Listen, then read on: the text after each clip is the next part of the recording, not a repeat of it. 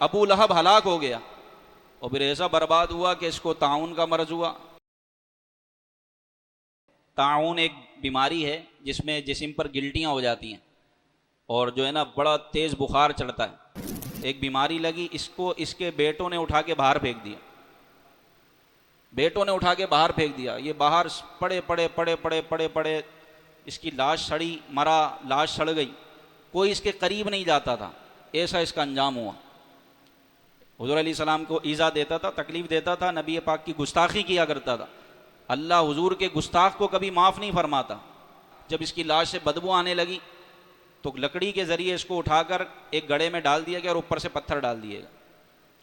یہ ہے گستاخان رسول کا انجام۔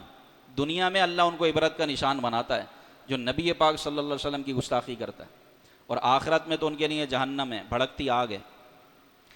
تو اللہ ہمارا ایمان سلامت رکھے اور نبی پاک کی سچی پکی محبت نصیب فرمائے۔ ہماری نسلوں میں اللہ کوئی گستاخ رسول پیدا نہ کرے، اللہ ہمیں عاشق رسول بنائے، عاشق رسول نسل اللہ ہمیں عطا فرمائے۔